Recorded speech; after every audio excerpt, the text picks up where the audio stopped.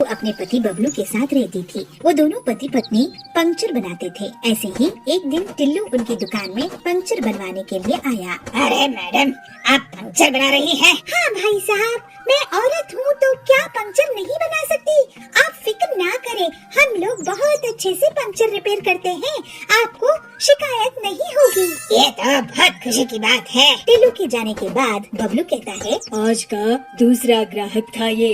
इतनी मेहनत के बाद भी कमाई नहीं होती है। पीलू एक दिन वो अपने पति से कहती है, सुनिए जी, हमारा ज्यादा फायदा नहीं हो रहा है क्योंकि हम दिन में सिर्फ 20 पंक्चर ही ठीक कर पाते हैं। हम कम से कम 30 पंक्चर बनाने होंगे। अच्छा, तो मैं कोई जुगाड़ करता हूँ। उनकी दुकान से कुछ दूरी पर कालू कौवे की भी पंक्चर की दुकान थी। वो पीलू की बात सुनकर हिसाब लगाता है। पीलू चिड़िया, 30 नहीं, मैं तो 50 पंक्चर ठीक करूँगा अपनी दुकान में और तुम्हारी दुकान बंद करवा दूंगा। तो और 50 पंक्चर मेरे पास ठीक करवाने आएंगे, लेकिन उसके लिए मुझे एक चाल चलनी होगी। फिर कालू अपनी पत्नी सुंदरी को बहुत सारे कील देता है और अपनी दुकान से पहले खड़ा कर देता है। सुंदरी आने वाली गाड़ियों के नीचे कील फेंक देती थी, जिससे गाड़ियाँ पंक्चर हो जाती थी और फिर सुंदरी और कालू उनको अपनी दुकान में ले आते थे। इस तरह से वे लोग बहुत पैसे कमाने लगे। अरे आपने देखा कि कालू कैसे लोगों की गाड़ियाँ पंक्चर करके उन्हें ठीक करता है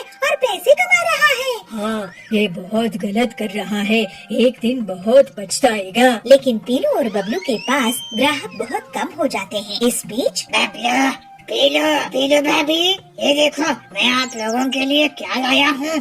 ये है ऑटोमेटिक पंक्चर बनाने की मशीन। देखने में साधारण हवा भरने वाले पंप जैसी लगती है, लेकिन इससे आप लोग दिन में 100 पंक्चर बना सकोगे। लेकिन हरिया भाई, हमारे पास तो आजकल 10 ग्राहक भी नहीं आते हैं। फिर पीलू हरिया को कालू और सुंदरी के बारे में बताती है। तो हरिया तोता कहता है, तुम अपनी ईमानदारी मत छोड़ना, बाकी ऊपर वाले के हाथ में है। मैं आज से स्कूल और ऑफिस में लेटर देके आऊंगी कि हमारे यहाँ ऑटोमेटिक पंक्चर बनाने की मशीन है और जो ग्राहक आएंगे उसे हम 50% डिस्काउंट देंगे। ऐसे पीलू सोचती है। तो बबलू कहता है, आइडिया तो अच्छा है पीलू, कम से कम खाने के लायक पैसे तो आएंगे, नहीं तो कानू ने तो हमारी दुकान बंद ही करवा दी है। क्यों बबलू, ये मेरी नई कार कैसी लग रही है? सुनो, दुकान बंद करके तुम मेरे नए घर आना।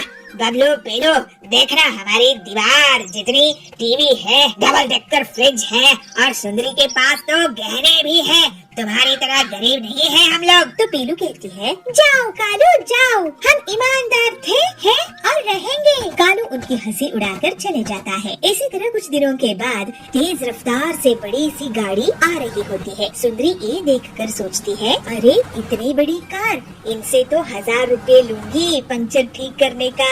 और वो कार के नीचे कील फेंक देती है। कार डगमगाते हुए रुक जाती है। जैसे ही कालू और सुंदरी उसके पास जाते हैं, उसके अंदर से डाकू निकलते हैं। मैंने देखा कि तूने हमारी गाड़ी पंक्चर की थी, डाकुओं से चोरी, अभी हम तुम्हारा घर लूटेंगे। फिर वो डाकू कालू के घर से रुपये, गहने और फिर कालू की कार चुराकर भाग जाते हैं। हाय, हम लुट गए, बर्बाद हो गए, सारी चोरी की कमाई चोरी हो गई। अब आगे से कसम खाते हैं ऐसा नहीं करेंगे। कालू कसम खाता है। तो पीलू कहती है, हमारी दुकान बंद करने चले थे, खुद ही दुकान लूट बैठे। इसके बाद पीलू और बबलू अपनी मशीन से पूरे जंगल के लोगों की गाड़ी का पंक्चर ठीक करते थे और जल्दी ही वो लोग बहुत अमीर हो गए।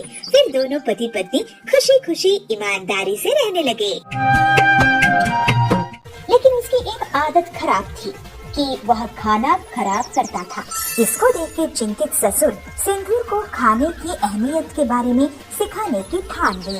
घर आने पर सिंदूर अपने ससुर के सामने हाथ जोड़कर क्षमा मांगते हुए आंख में पानी भर लेता है।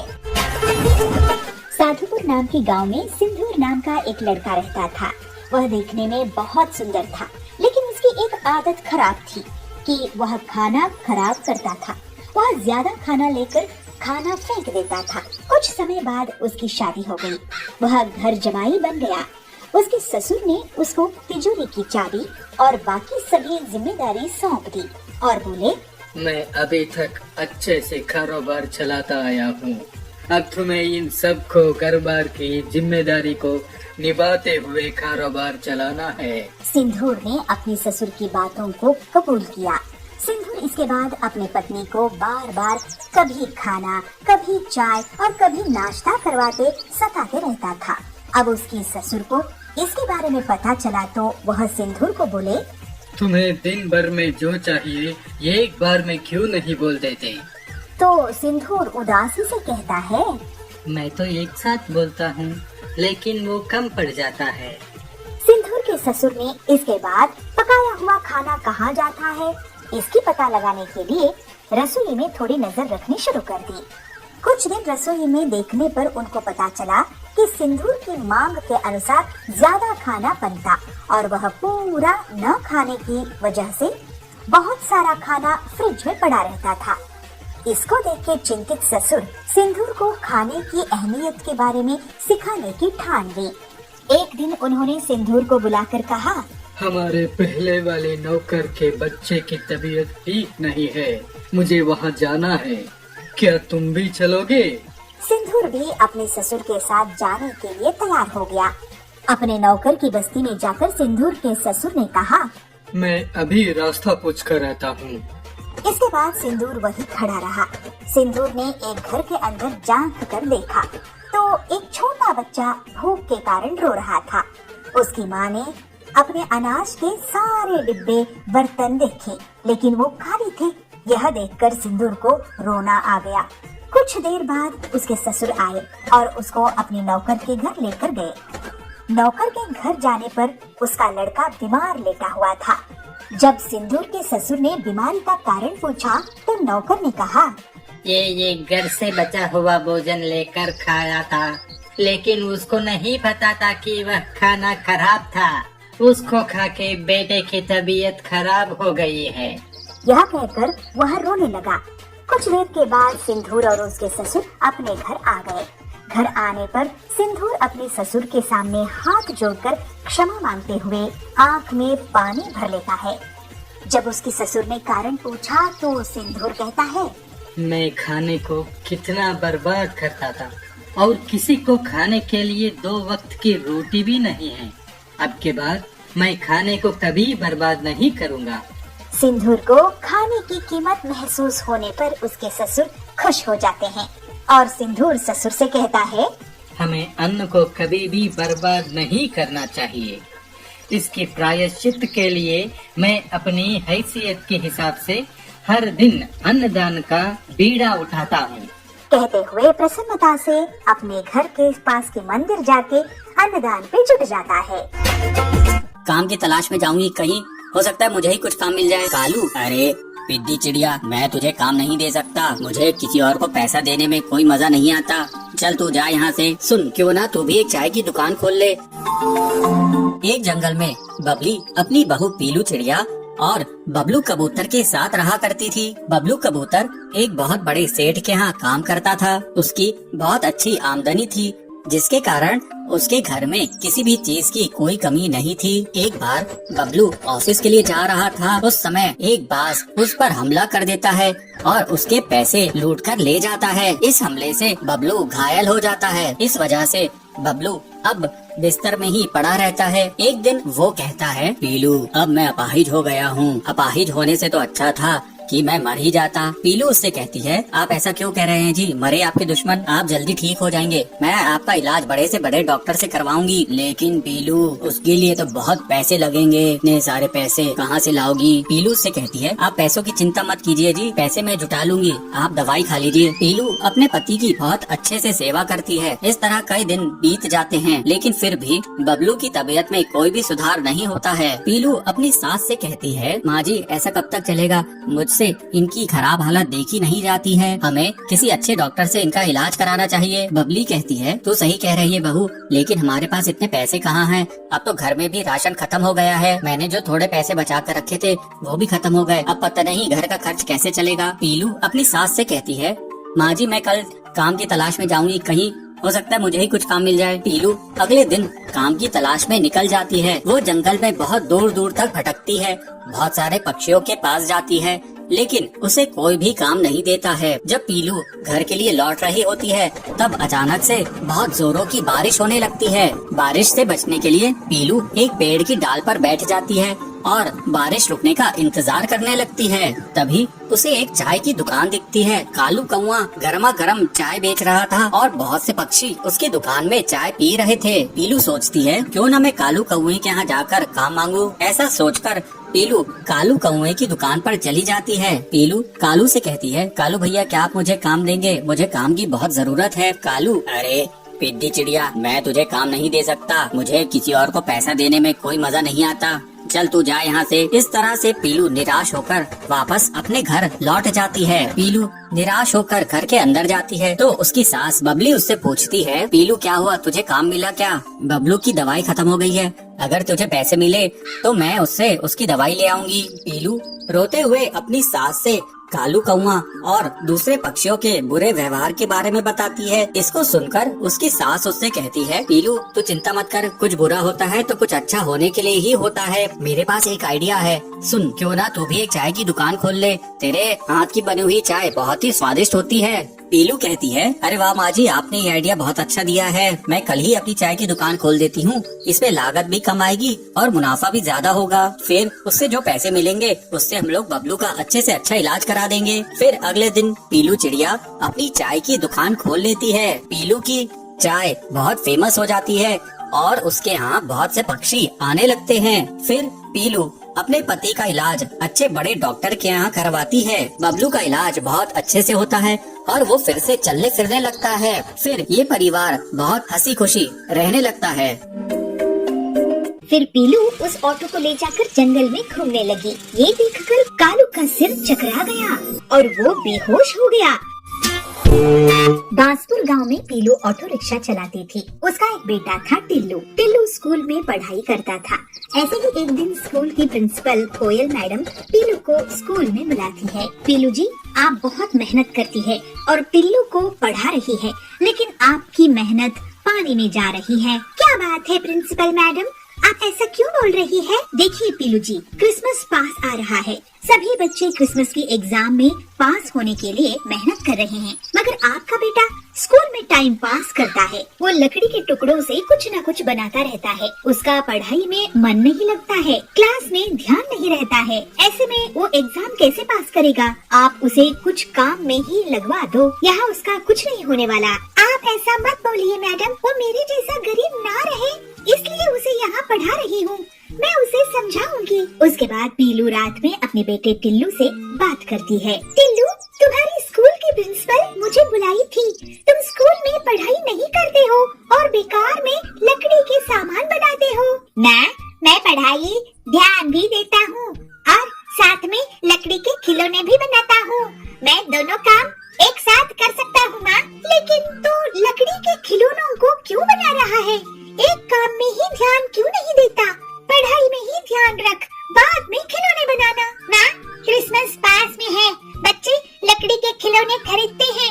मैं सोच रहा था क्यों ना मैं खिलौना बनाऊं। नहीं बेटा, मैं ऑटो चला रही हूँ ना, तो फिक्र मत कर और स्कूल में अच्छे से पढ़ाई कर। टिल्लू अपनी माँ का कहना मान लेता है, लेकिन उसी रात कालू कौवा पीलू के घर में उसके ऑटो के पास आता है। कालू भी ऑटो चलाता था और पीलू से जलता था। वो एक औरत होकर ऑटो क्यों चलाती है, ये उसका ख्याल था। कालू अपने मन में कहता है, पीलू पिद्दी चिड़िया, तू मुझसे ज्यादा कमाती है, मैं तेरे ऑटो को जलाकर राख कर दूंगा।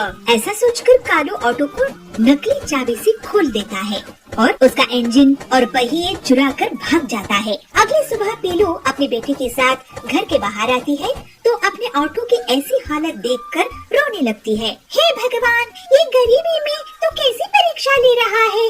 मेरे ऑटो का तो इंश्योरेंस भी नहीं है। अब मैं अपनी बेटी को कैसे पढ़ाऊंगी? ऑटो के लिए बैंक से जो कर्ज लिया था उसे भी चुकाना है। सोची थी इस बार क्रिसमस में लोग घूमने फिरने के लिए ज्यादा बाहर निकलेंगे तो मेरी ऑटो से कमाई हो जाएगी। सब बर्बाद हो गया। पीलू अब मजदूरी का काम करने लगी और घर के लिए पैसे कमाने लगी। कालू ये देखकर बहुत खुश हो रहा था। पीलू से पैसा मांगने के लिए मकान मालिक आता था, बैंक वाले आते थे। पीलू बहुत उदास होने लगी थी और उसकी तबीयत भी खराब होने लगी थी। ये देखकर एक दिन टिल्लू स्कूल खत्म होने के बाद जंगल जाकर लकड़ियाँ काट कर लाता है और उन लकड़ियों को तराशने लगा। छन्नी और हथौड़े की मदद से वो एक सुंदर लकड़ी का ऑटो रिक्शा बना लेता है। फिर टिल्लू उस ऑटो ले जाकर अपनी माँ को दिखाता है। माँ देखो, तुम्हारे लिए क्रिसमस गिफ्ट। अरे बेटा, ये क्या है? ये लकड़ी का इतना बड़ा ऑटो तू कहाँ से लाया है? माँ, ये ऑटो मैंने तुम्हारे लिए बनाया है। 1 रुपया भी इसमें खर्च नहीं आया। अब तो क्रिसमस में इसको लेकर चलाओ। और हाँ, वो पुराना हिस्सा ऑटो का है ना, उसको मैं इस ऑटो के ऊपर फिट कर देता हूँ। ये डबल डेकर ऑटो बन जाएगा। मैं इस पे वाटरप्रूफ पेंट कर दूंगा। वाह मेरे टिल्लू, मुझे तुझ पर गर्व है। फिर पीलू उस ऑटो को ले जाकर जंगल में घूमने लगी। ये देखकर कालू का सिर चकरा गया और वो बेहोश हो गया।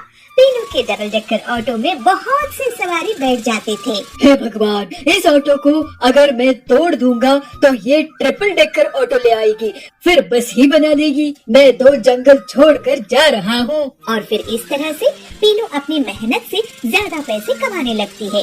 उसके घर की गरीबी हमेशा के लिए दूर हो जाती है और टिल्लू भी बहुत मन लगाकर पढ़ाई करता है। वो स्कूल में फर्स्ट आता है। कोयल प्रिंसिपल उसकी बहुत तारीफ करती है। इस तरह से सब खुशी खुशी रहने लगते हैं।